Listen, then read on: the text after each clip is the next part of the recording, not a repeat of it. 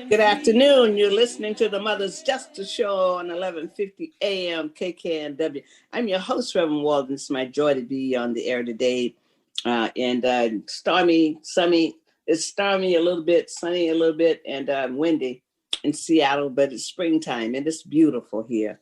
Beautiful. I know to bring my guest on, Mr. Rye. Here we're gonna be talking about remembering the life of Dr. Martin Luther King. And for we who believe in freedom, we cannot rest till freedom come. How you doing, Mr. Rye? I'm doing very fine, and that was a very appropriate opening. Freedom has got to come. And, yes. We talk about what Dr. King fought for up until his death 54 years ago. A young man, but a very impactful person in terms of fighting for our rights. So today is the 54th anniversary of his death that occurred at the Lorraine Motel in Memphis, Tennessee, while he was there standing up for the Black garbage workers. And, right. And he was standing up really, and we're still talking about the same thing today. Affirmative action. The state's been without affirmative action for 23 years. A contributing factor of the mass exodus of Blacks out of the central area of Seattle because of economic inequality. And now they're saying the median income is almost $100,000 a year. So that means that they want to make Seattle like San Francisco. I mean, they don't want any other people here but the people in technology who actually is running the world. Some level. Yeah, well, we're gonna have an answer for that one too through MLK Gandhi Empowered Initiative. So we're gonna keep up with the game. Well, yeah. So anyway, I mean, 54. Look what has happened in all of these years that Dr. King has been gone. And of course, his lovely wife, Coretta Scott, is also there, and then he had a daughter that passed also. So anyway, just it's just something to think about. To think about somebody that came along that was so dynamic and so crystal clear about what the issues were and are today, that those issues are still, like you said, prominent in our behavior, in our life today. Lindsey Graham is one of those Dixiecrats that's now over there in the GOP. I mean, so you see this stuff coming back here, coming back. And, we have done everything we could to get to move to the next level. It's not because we're lazy, None of this because we're lazy or shuffling along and not trying to get anything done. It's because we're brilliant. I think it's one of the reasons why we keep going through this is because they never dreamt and they've thought in 100 years, in 1,000 years, in 1865, that we would still probably be around. Well, I tell you, everything was planned against us. But I tell you one thing, you're talking about the intellectual capacity of African Americans and descendants of United States enslaved. All they got to do is look and see who all these inventions that came all the inventions from Black folks. Mm-hmm. And right. Not only just mechanical things, but also when you look at what Booker T. Washington was able to do. When you look at, we have so many people, Dr. Charles Root with blood plasma. It just list goes on, but you know what, from here, if that's taught to young white kids, that's called critical race theory. That means that you're teaching something positive and the truth about the contributions of Black folks to the United States of America. And not to mention all the sacrifices we made in every war. And Congressman Alberta Adams out of North Carolina reminded everybody a couple of months ago, when they built Washington, D.C., they didn't have any cranes. They had Black men standing on top of each other. And one of them fell off and broke his neck, they just got another one. We have that is really that's really so true, Mr. Rye. But the other thing about all of this is everything that white people use today that's important, even from the cell phone, because in the cell phone you got Cotan. Only place you find it is in Black Africa, in the heart of the Congo. So everything, even in the computer, everything that they use today has a Black somewhere on it, whether they go into the hospital to get a blood transfusion, the traffic light, the windshield wiper, what's his name, Basil trying to go to space. You need to thank Katherine Johnson. So it's nothing you can do in America today that it does not have an African, Negro, colored, Black hand on it. See, and the thing about it, it's for everybody. It's not just for us. It but was no, invented for everybody. I mean, It's but just like, all this technology is around the world. I mean, the blood transfusion, everything here is around the world. Yeah, you're right about that. It's everywhere. and then another thing too is that we have hundreds of thousands of blacks in the military, many of them stationed around the world. At the same time, what Dr. King was fighting for, the fight is still on. I mean, you have to feel real bad to be in another country and they're reading about the voter suppression in this state, in this country, denying African Americans and other people access to the ballot. So, you have to come down and ask yourself, what are they really defending?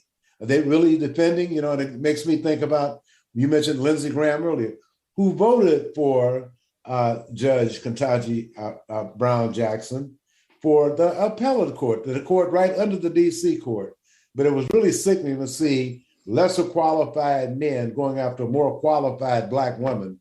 It was just, she just, a lot of people just made a lot of jokes about it. They are a joke. And if they really think for 1 minute that went over well, and I don't think so. And I think Democrats need to give up conceding the midterm elections. With January 6th, with Trump, and with everything else that's going down, Roe v. Wade, the woman's right to choose. And I just can't see a whole bunch of white women voting against their rights, their daughters' rights, and their sisters' right to be able to choose what happens with their own body. Now, well, I might disagree with you on that because 70% of white women voted against their self-interest when they voted for Trump. So, the Democrats need to actually ratchet it up and just really get busy trying to pass something, work on the voters' rights initiative and all of those kinds of things. So anyway, I think we got even a bigger problem on our hand right now. I mean, as we talk about Dr. King and, the wonderful Thurgood Marshall that went to the bench that, got some of these laws overturned and stuff like that. You have now that the GOP party is going to be the party of treason. I mean, these are the people who supported Putin, but this war that's going on and all of this other stuff. So, so that's that. So if these people were smart, the Democrats were smart, they would make hay on that. I mean, they would just actually. I don't know who their strategists are because I just don't understand what their strategies are. But in the meantime, we have to continue to fight ourselves to be moved because we got a lot of young people who don't believe that it's necessary to vote because look what happened. Biden made promises, came in, didn't keep them. So what are you going to do about all these millennials who's a large group of people who, if Dr. King was alive, wonder what his message would be to them? I mean, a lot of them went down to walk across Selma, and because they have not been taught with the real history. Sometimes they're disaffected about this country and the system, and so they want to do something else. But if we don't vote, then we write back, and that's one of the things he was out there talking about. I mean, and when he was in Memphis, I mean, they have the sign on say "I'm a man," yeah. And they wanted a fair wages is what they were voting for, and before they would bring, this is a hard topic to talk about, but before they would pay us a fair wages, they opened the door for immigration. And so, and so that brought that wedge that's there, and they did that on purpose because they were determined that they would never pay us a fair wage, So I was reading a piece recently about how down south how they brought in some Chinese immigrants, but then when the Chinese immigrants found out they were paying other folks more than they were paying them, they walked off the job without saying anything. So, oh, really? Yeah. So, but I do remember back in the 50s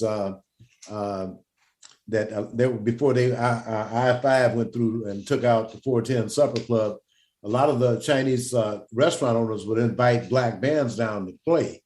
And as a matter of fact, on 12th and Jackson, Takuda Drugs at the downstairs of that drugstore was a Black and Tan, a club, one way in. Oh, yeah, I heard about that one. Yeah, so we've had some kind of, and when my family first moved here, I guess a lot of the Japanese had just been out of the camps like 5 or 6 years, but we always had a marvelous relationship. But I do want to talk about the importance of the day. Like a lot of people say, oh, it's just another day. But you got to remember that right now we're facing the same issues that Martin Luther King Jr. faced before the 64 Civil Rights Act. The very same thing, the very same kind of hatred. And the thing about it is the people have come out of these hoods and sheets and are wearing suits and ties and Proud Boy jackets. They're wearing Brooks Brothers suits and now. Oath Keeper outfits and, trying to overthrow the government. And, it's like to have Clarence Thomas's wife, being involved directly. I think Clarence Thomas needs to be removed from the bench because his family is part of the insurrection to overthrow the United States government. And I think that with that charge, he needs to be removed. But I know that Lindsey Graham and McConnell will be standing behind him all the way because he is their boy. So, well, it's always, it's amazing that there's always collaborators. And so he's been a great collaborator for 30 years and has blocked everything. He had a ruling. It was not the majority opinion, but he thought it was okay for people who were arrested in handcuffs to be beat up. It's like, wow. And he never really issued any opinions anyway. But when he did, they were contrary to our success in America. So I just want to read one of Dr. King's quote, and I think it was on the slogan this year for Martin Luther King Day. It says, "The time is always right to do what's right." Mm-hmm. That's and you think about that. You think about the high integrity, that the time is always right to do what is right. Washington State has not doing what was right for 23 consecutive years with all Democrats in the governor's office. And even with a Supreme Court decision in 2003 saying that I-200 did not kill affirmative action, but nobody took it to heart and didn't do anything about it.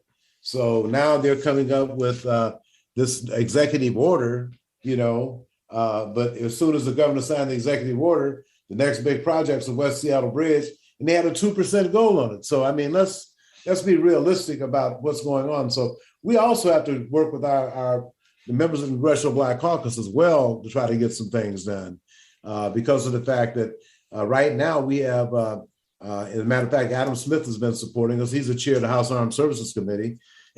Congresswoman Maxine Waters is chair of the House Financial Services Committee. Benny Thompson, chair of Homeland Security. And Bobby Scott's the chair of the Education and Labor Committee. So we have some people back there that we're trying to get something done with. But I would like to just take a minute. I don't know how much time we have to talk about the program. No, we got a little time today. We'll even take a break in a few minutes and listen to some of the voices of Dr. King a little bit. Great. No, go ahead. You want to make your announcement after the break? Yeah, let's do it like that. Then okay. Well, all right. Then let's take a break. You listen to the Mother's Justice Show on 1150 AM KKNW. I'm your host, Rem Walden. We'll be right back. Market Street Shoes is happy to sponsor the Mother's Justice Show in honor of our mother, Jackie Higgins Rosebrook, who spent her life fighting for social justice, and also in honor of all mothers who fight for social justice. Market Street Shoes, fashionable footwear and apparel for life's everyday adventures, in the heart of Ballard since 2006. Visit marketstreetshoes.com. You may not realize how important 3 letters can be. For a patient who needs type A, B, or O blood, these letters can mean life, but there simply aren't enough people giving blood. Every 2 seconds, someone in the U.S. needs it, but only about 3% of the population donates. Without more donors, hospitals may not have the blood needed to save lives. That's why the American Red Cross needs people to help restore the A's, B's, and O's that are depleting each day. When you make your appointment to donate blood at redcrossblood.org/missing types, you can help give strength to kids, parents, and grandparents who face life and death challenges. From cancer patients to accident survivors waiting for critical surgeries, your generosity can give someone more life. Don't wait until the letters A, B, and O are missing from hospital shelves. You are the missing type patients need. Visit redcrossblood.org/missing types or call 1-800-RED-CROSS to make your donation appointment today. Hi, this is Dr. K. Mahina Intron, inviting you to tune in on Mondays on 1150 KKNW at 5 p.m. to Dr. K's Attuning to Your Abundance, where we honor everyday abundance through positive messages, poetry, music, affirmations, and writing exercises. For more information, contact Dr. K Workshops at gmail.com or Facebook, Dr. K's Abundance. Find our app in the Apple App Store or Google Play Store and take us with you wherever you go. Alternative Talk, AM 1150. You're listening to the Mother's Justice Show on 1150 AM KKNW. I'm your host, Reverend Walden. It's my joy to be on the air. Welcome back, Mr. Wright. Thank you. He was telling it right, wasn't he? Right, that was the right moment, wasn't he? That's right. The white man says the white man's shame. Yes, that shame. I don't think that's kind of going anywhere right now because they've just been so emboldened with this meanness. And its political parties and want to be able to just shut us out, and just shut us out totally from any kind of economic development, any kind of life, any kind of. It's like, oh wow, and it's insidious. It has no rhyme or reason, none. Well, I was looking at the NC2A playoffs, and on the floor, there is 8 to 10 black players, most of the time 10 black players, 5 from each team. And you look in the student section, and you don't see a black face. So I think that's a travesty right there. Right. And I think the NC2A, these schools are making all this money off these young brothers. That's right. And they're not sharing that with nobody in the black community. As a matter of fact, about 4 or 5 years ago, the late Nesby Glasgow, it went to UW and also played professional football. He and I crafted out a proposal about how the NFL could give money back to the black community. And we had made a recommendation to the Players Association that 10% of the revenue of all the NFL teams go to a black bank in that city. If they didn't have one, start one. And then we also asked for 1/3 of the pension fund every year, which would be billions of dollars, to go to a large black bank. And Congresswoman Maxine Waters can help facilitate that. But that's what we have to do. The same thing with the National NBA. Right. Those guys are making all the money for these folks, and they're paid handsomely. But if they really want to help the community, it's good to go into the Boys and Girls Club and sign autographs and sign balls. But we need to have them do it. Say, look, we need to have each NBA team deposit 10% of the annual revenue in this bank, and also a part of the pension fund. And in addition to that, 10% of all the contracts for both the NBA and NFL teams go to African descent of the United States enslaved firms, because you don't see a whole bunch of other folks playing the NBA or the NFL. And our folks are overrepresented and underrepresented where it counts, in the student section, on the contracts, and being involved with any parts of the money. So that was our demand then. And we're going to keep ratcheting it up until we get somebody's attention. And maybe one of these days, one of those progressive black players, could be a retired one or a star today, can say, look, we need to do the right thing by the black community. We're out here making all this money for everybody else. Our community is being completely left out. And it can't be no minority thing, because all minorities not playing the NFL and the NBA. And I mean, if they want to come up with a program for themselves, that's fine. But I'm just saying blacks are overrepresented on the hardwood in the NC2A and also in the NBA, and that revenue needs to start coming back. And the people that sponsor these sporting events need to look internally. The various television networks, the corporation sponsors need to look and see. They need to be doing 10% because they're generating all their revenue off the backs of these young black men. Well, it's another type of exploitation, although they're getting paid. I mean, but it does not benefit the collective all. like our work has benefited the collective all, because they've been able to use the patents and use all of these other stuff. They use us to build the buildings and those kinds of things. So I agree with that. And that's why they probably don't want Colin Kaepernick to play anymore, because he might be a driving force to say, let's do something different. And so they have a way of keeping you out. I mean, they're pros at this. I mean, this has been going on for generation after generation. So anyway, they're really pros at how to keep us out of economic development. We have some people, I think, if the right program presented by the right people to members of the Congressional Black Caucus, as well as to the Black Players Association, the NFL and NBA, I think we can get something done, because I think they see the problem. But this is something they can do. They don't have to worry about dealing with it every day. We have people in the communities all across the country. And I really hope that the National Urban League, as well as the NAACP, the National Association of Black Broadcasters, the National Bar Association, would like to have all these national Black organizations we have. They all would make the same demands at the same time. I think we could get somewhere. I'm not going to give up. I'm going to keep trying to make it happen. Well, I'm not going to give up either. But sometimes I can understand why he liked Precious Lord, Take My Hand. Yes, indeed. Excuse me, with the Mahalia Jackson, because sometimes it is a knock at midnight, and that's what he said. Sometimes this is so hard.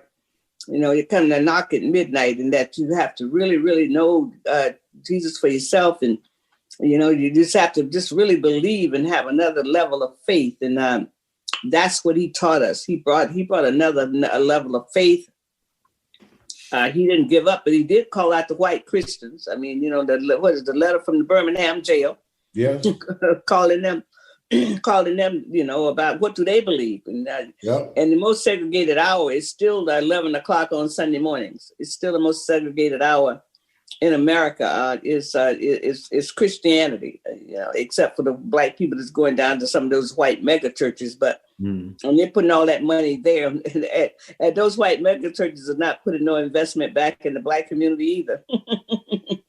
Well, if they Trumpites, I mean, we can't expect anything any different. So I don't know. I work closely with folks at the Church Council of Greater Seattle here, and Reverend Paul Benz, and we have those folks. We also had some white clergy that stood with Dr. King, as well as those civil rights workers that gave their lives trying to register Black folks to vote, Goodman, Swarter, and Cheney.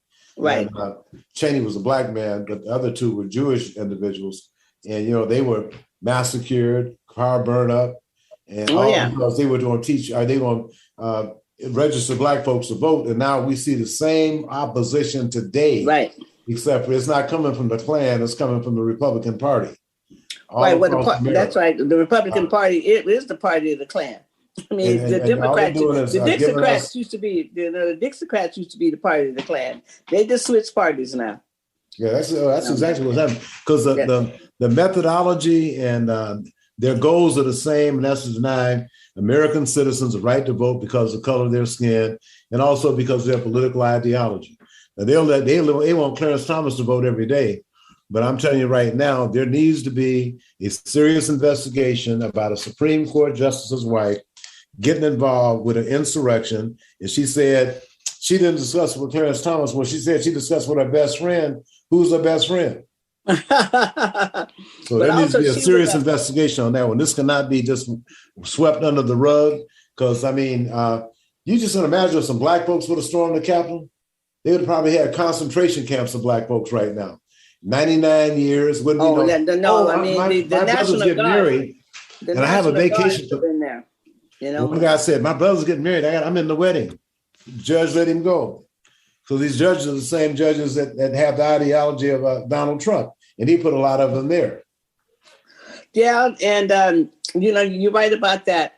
And then we just, as we stay on this road, knowing that you and I have been here before, it's the younger people who have not. And so what's going to give them strength for the journey? I mean, because you and I have lived this life in Jim Crow. Not being able to vote, or our parents not being able to vote. In some places, they had to get off the sidewalk when the white woman was coming. There's no new school books ever. I never had one in Louisiana. Right. I was in the 5th grade in Shreveport, Louisiana, at West Shreveport Colored Elementary. Was born in Charity Hospital, the colored side.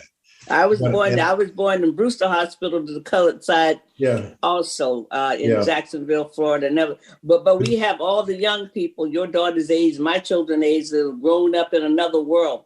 And then I have grandkids who continue, they're growing up in a different world. So how would Dr. King would light a fire under these young people to understand what the issues are and how to come and work together and collaborate? Is what I would say right now with technology, they have more information accessible to them than ever before in the history of this country. And the thing about it, if they can't see now and didn't learn anything from the George Floyd movement, if they can't see anything now about the meanness that was directed at Judge Ketanji Brown Jackson, and as qualified as she was, if they can't understand that now, I don't know what we're going to do. If they can't, and that's just it. That's just it. What are we going to do? I mean, we're not going to surrender. We will never throw in the towel. We owe it to our ancestors to continue. So that means that we have to continue to educate our young people also. That we sing that song, "We Shall Overcome." Well, we want it now. We're not interested in waiting any longer because we have waited long enough. As a matter of fact, Eric has a speech right now from Dr. King, says, we want all of our rights. We want them here and we want them now. We don't want them next week or next year. We want them here and now. So Dr. King addressed that a long time ago. He said, what Black folks want is we want all of our rights. We want them here and we want them now, because we certainly have earned them. I mean, 254 years of free labor, but they don't want anybody to learn about that. That's critical race theory, if you tell the truth about what happened to Black folks in America. Well, just like you just said, on the injustice anywhere is a threat to justice everywhere. And we can say that, we can see that on the international theme right now. That's what's going on in the world. All of this stuff that's injustice right now can actually come in and threaten justice for the whole world. And so we see all this war playing out in the theater right now. And I know that Dr. King, he spoke out against the Vietnam War and all of this other stuff that was going on in the world at that time. And the thing about all of this is that the injustice and look like the heart of man sometimes just get more harder instead of softening up. So what does it take to actually bring people to the table to say, hey, we're all in the world, and that's enough for all of us. It really is. Yeah, it is. It really is enough for all of us. Really is. There's no question about it. It's just a lack of will by some people in power to make sure fairness goes to everyone. And that's right. That's the situation. That's right. So that's why. Well, you wanted to talk about what's happening tonight, Yes, as a matter of fact, the Martin Luther King Jr. Commemoration Committee of Seattle and King County is hosting a remembrance, a day of remembrance and awards ceremony at Holgate Street Church of Christ. Started at 5:30. The program will start at 6. We have a number of people. We had invited a rainbow of folks to come and participate and speak. There will be some awards that will be given. As a matter of fact, the Central District Community Preservation and Development Authority, formerly the OIC building, also known as the McKinney Center for Community and Economic Development, that board of directors will be received an award. Chris H. Bennett will receive the living, after all the years with the Medium and then also KRIZ. Kristen Harris Talley, representative of the 37th District, will also be honored. And well, she didn't stay long. She got that seat stepping down. It's like, wow. I've been here. I haven't talked to her yet. I've heard that was the case. The 37th and the 43rd have always had people to stay a long time, and so so hey. And then the last awardee is Dr. Brent Jones, superintendent of Seattle Public Schools. Mm-hmm. As you know, during the last Juneau administration, he was one of the Black men that were ran out of the administration. That's right. Seattle School District. So we had quite. And the thing about it is they all ended up on in better positions and on their feet. But it's just too bad they had to go through the disparagement that they did.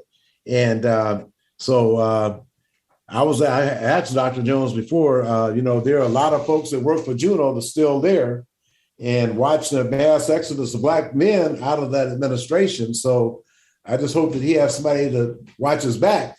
And I'm sure I'm going to be one of the people that's going to do that. Okay. So that's tonight at 5 o'clock, 5:30. No, 5:30 program starts at 6, the Holgate Street Church of Christ. We also have Josephine Howell will be doing. Good. Yeah, she'll be there. She'll sing a couple of numbers, including Lift Every Voice and Sing. Chandler Williams, young musician, a songwriter, producer, and also vocalist. He'll also be there. And then we'll have a lot of folks that represented from, like I said, we invited folks, a complete rainbow of people. And we know Elsa de la Rosa's bringing some Mexican food. I think that. So it's gonna be good food too, all right? Yeah, absolutely. Catfish Corner, Ezel's. Okay. And that will be happening after the program. All right. Well, Mr. Ryan, I want to really appreciate you as we continue to have a remembrance for Dr. King and all he did for us and for the world. I mean, he taught the world to just stand up. And, well, before we go, I want to let people know we still could use a few volunteers, and my number is 206-786-2763. Thank you very much, Reverend Harriet. We appreciate you. And also, the program will be streamed live on Rainier Avenue Radio. And also, it will be on the MLKCC Facebook page live, so they can't see it. Okay. All righty. Well, I think I have to come down. I can see it on that live, but I can't taste the food, so I'll have to step on down there. we have to have somebody drop you something off. Yeah. All right, Mr. Wright, thank you so much. You've been listening to the Mother's Justice Show on 1150 AM KKNW. I'm your host. I'll be right back. Thank you for listening. Market Street Shoes is happy to sponsor the Mother's Justice Show in honor of our mother, Jackie Higgins Rosebrook, who spent her life fighting for social justice, and also in honor of all mothers who fight for social justice. Market Street Shoes, fashionable footwear and apparel for life's everyday adventures, in the heart of Ballard since 2006. Visit marketstreetshoes.com.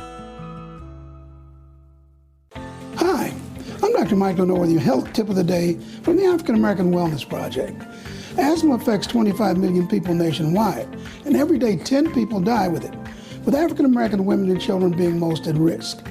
Early warning signs include coughing, especially at night, or with exercise and wheezing. Almost all asthma can be effectively managed with a good action plan. So talk with your doctor today, and for more information, visit aawellnessproject.org. Wondering what's on next on Alternative Talk 1150? Check out 1150kknw.com. Good afternoon. You're listening to Mother's Justice Show on 1150 AM KKNW. I'm your host, Reverend Walden. It's my joy to be on the air.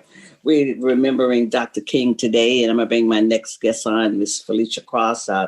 We're going to talk about Dr. King. I mean, she was just a little wee person when he was assassinated. How you doing, Miss Cross? I'm good. Thank you. Thank you for having me back. You know, Dr. King is very, very special to me because my birthday is the day before his. Okay. And so throughout my childhood, even before it became a public, a national holiday, we still would have the 3-day weekend around that time. So yes, he's very special to me. All right. Well, Mr. Wright just announced that the event is going to be the Remembrance Celebration over at Holgate tonight at 5:30. They're going to have dinner. It's going to be a lot of good food. Going to give out some awards to the community. One of those persons is Chris H. Bennett, and also Brent Jones, who's the new superintendent for the Seattle Public Schools. So I'm thinking about going over there because the food is always good because all the restaurants kind of contribute. So he said Catfish Corner, Central Del Rosso, you'll probably have some Mexican food, it'd be a potpourri, and he said that they had invited a rainbow of people, and that's generous of us. I mean, we're always generous people to to continue to invite people, and that's very good. And so I think I'll step outside my house, outside my comfort zone, and maybe go over there for a few minutes. Might not stay for the whole thing, just be there for a while, just to say hello to people, and have my mask on, because I'm gonna still be masking up. But I was just thinking about Dr. King, and just I was talking a little bit about that with talked a lot to that with Mr. Rye. Mm-hmm. But how do you think? I was just thinking about the young people. So some of them are so disaffected right now. They're not interested in voting, or they thought that they see what's happening right now with Judge Jackson and how she's being treated, and they also see starkly all these. All these events against us, whether it's police events or Karens or all the other world, and all the other things. So I was just thinking, and I asked Mr. Wright that question too, but what would it take to get the young people engaged in absolutely understanding the system? I mean, because nobody has taught them civics, and so they might not understand the system. So I was wondering, although you got that wonderful technology out there, and sometimes it's used for good and sometimes it's not, but I like my granddaughter be talking about Black Twitter and say, "Oh wow, I didn't know anything about Black Twitter," and stuff like that. So I'm just wondering, what would get you have a young daughter, what would get people her age to absolutely come out and work on a campaign and work for a democracy, if we believe in that, or work for a better opportunity for African Americans? That's a very good question, and honestly speaking, this generation is very different because they don't have the background, they don't have that contents of the real history. And it's a melting pot now. People are, this generation is more together as far as ethnicity is concerned. So that's a very good question, because they don't feel like it's their problem. Well, but if they're blind to all the microaggressions, or they're blind to what's happening to them, is that because maybe they don't understand that it's happening and they don't have no reference point for it? That's and so that means that we're doomed. Because when a people has been assimilated and their descendants don't understand the history, and things are happening in their face, and they don't have a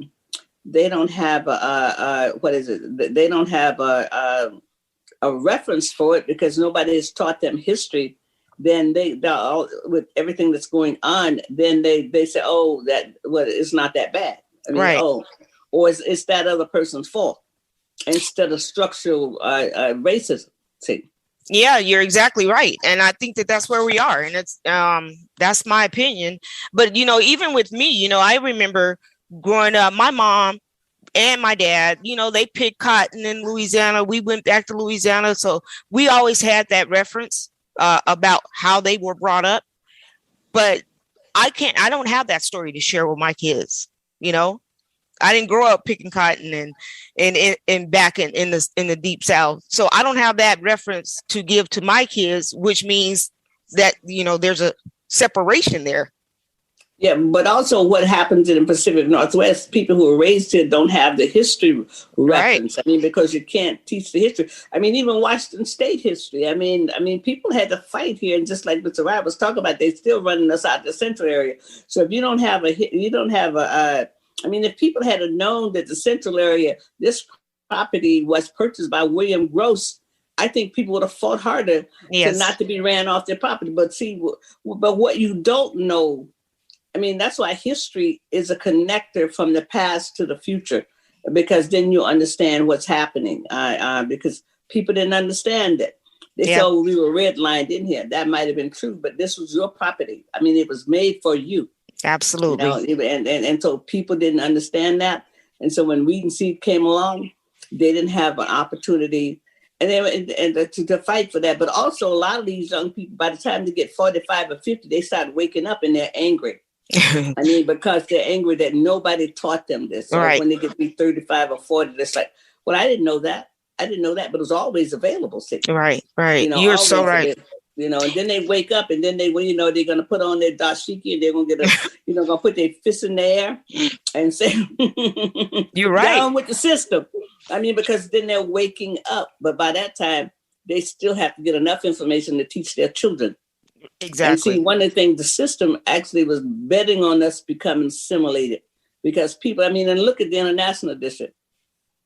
The international district is what happens when your children become assimilated, because they all went, they I mean, there was all kind of shopkeepers down there, all kind of food places, all kind of Asian places. And now the second or third generation got PhDs in that, or they college educated.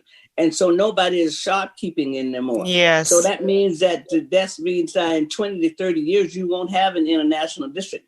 Right. I mean, because of assimilation. See, assimilation kills your own ethnicity. That's what it does. I want to do a broader think on this assimilation, because it is very true. I think about this house now. I'm 57, been in this house all of my life, right here in Mount Baker, Leschi, and that my parents paid $11,000 for, and now it's worth whatever, But when I go, I can't see my daughter coming to take this house and carry it on as a family home. I can't even see that, because they don't. But that has to be part of the discussion. It's a legacy for your granddaughter. So I mean, really and truly, it's a legacy, and it's an honoring to your parents who worked who never made big money. Right. I mean, a lot of the people who bought these houses, they were always underpaid, undervalued. So they didn't, unless they were working at the shipyard over in Birmingham, but they probably didn't pay the Negroes the same amount of money they paid the white people who caught the ferry over there. I mean, because that was a form of employment. And then you had Boeing. Yeah. If you didn't have unions, I mean, even if you had unions, you don't know if they made the same amount of money. So you have all these other things. So that's why history, and that's why it's good to remember Dr. King. And one of the things he said, he'd stick with with love, because hate was too big of a burden. That's what he said, I'm gonna stick with love. I was looking at one of his sayings. He says, everybody can be great, because anybody can serve. You don't have to have a college degree to serve. Right.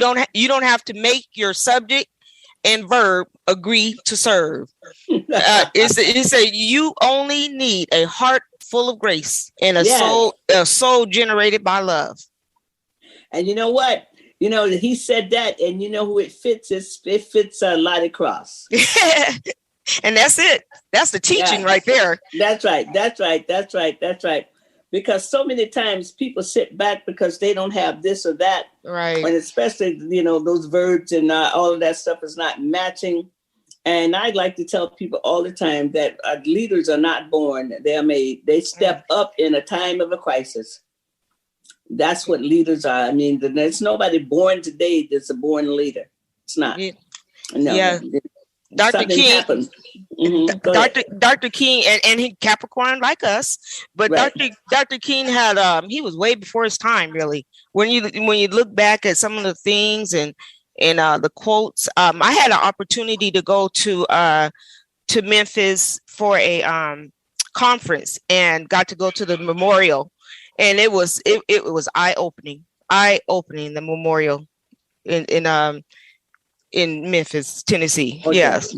Yeah, they don't. And he was standing up for the poor man. Yes. I mean, and that's one of the things that I told Mr. Wright, is that this system, before they would pay us equal wage, they opened the door for immigration. Now, I'm not talking bad about immigration. I'm just saying what history showed us. I mean, because before then, we were working for nothing. We were still working for nothing. Okay, and Black people were still out there trying to get good jobs, and they weren't open for us. But then they opened the door for immigration, and then that meant that other people came and worked for less for a long time. They worked for less for a long time. And so Black people lost jobs, okay? Yeah. I mean, and that's something that we don't talk about, but they did. I mean, they lost jobs to other people who would work less than we were working for. But again, he said that love. He talks a lot about love. Yes. And he says faith is taking the first step, even when you don't even see the whole staircase. Now, isn't that powerful?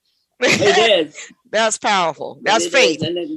But also that means you're fearless. Yes. Faith, I mean, you're fearless because you're going to do something now, And one of the things that I've already read this one, but it says this one is so cool because it's apropos right now.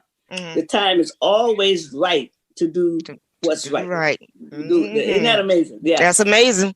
I have one here too. He says, we must learn to live together as brothers or perish together as fools. Yeah, and that's what like what the world is looking at right now.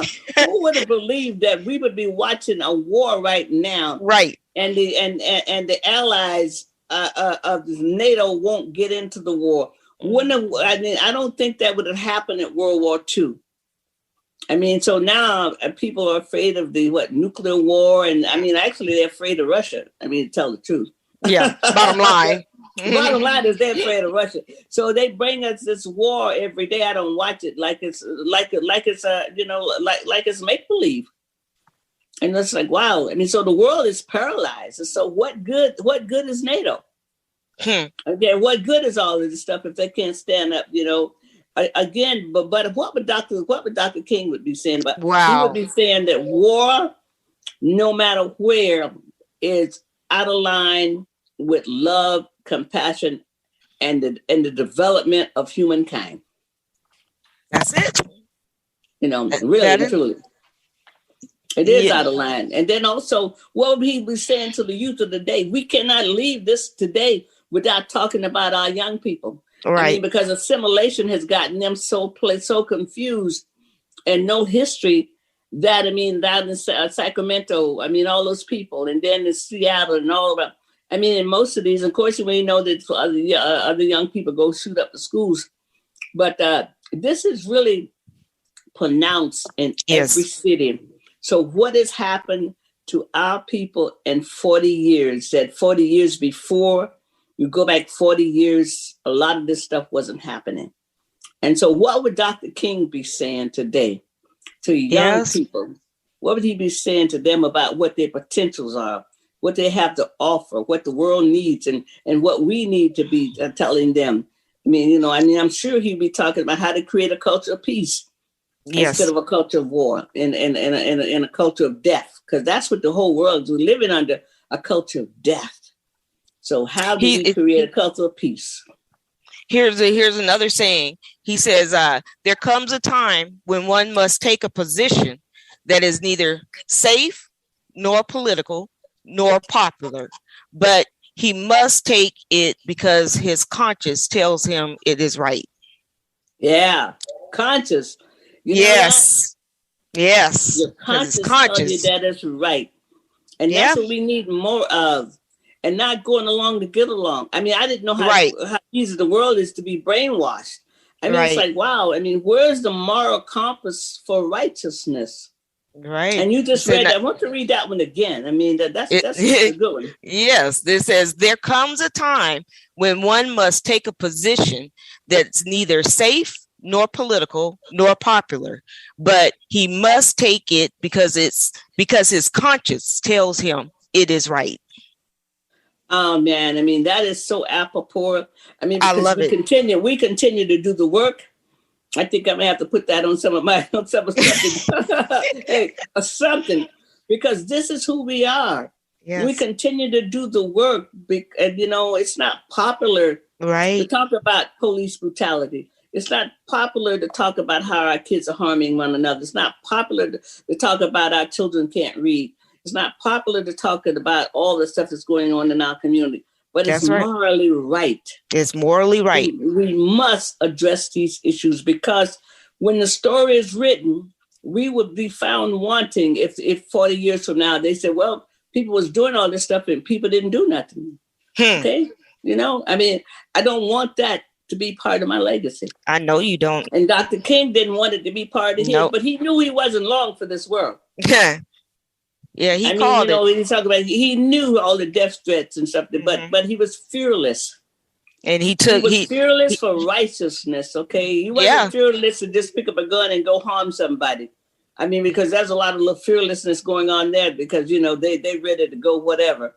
But he was fearless for righteousness. Yeah. He said it take it because his conscience tell him it's right, Right. So he did, that speaks to just who he was. He wasn't popular in the things he stood up for, but his conscience. And then he wasn't liked by all black people because the Baptists, the National Baptist Association did not like him. That's why he started what he started in Atlanta now, the Southern Christian Leadership. Mm-hmm. Yeah, that's because the Baptist leadership didn't want him to preach in the churches. And would not, because they thought he was rocking the boat. He thought, well, you just need to wait. There's always people on the inside who's also telling us that you need to wait. Wait for what, man? The time is now. The time is now. Always now. It's always, this is the right time to do the right thing. And you got one more quote you want to read out before we end our show today? Let's see here. It says, all we say to America is be true to what you said on paper. Somewhere I read of the freedom of assembly. Somewhere I read of the freedom of speech. Somewhere I read of the freedom of press. Somewhere I read that the greatness of America is the right to protest your right for right. Right. Yes. Well, this is wonderful. And I tell you, we'll keep remembering him as long as I'm alive. Yes. I'm going to remember him. And I want my grandchildren and everybody to remember him because he was a great individual, a great man of God, and a great lover of all people. I want to thank you, Ms. Cross, for coming on and being part of the remembrance of Dr. King. Thank you for having me. Well, thank you so much. You've been listening to the Mother's Justice Show on 1150 AM KKNW. I'm your host from Walden. I'll be back next week. Thank you. Happy spring.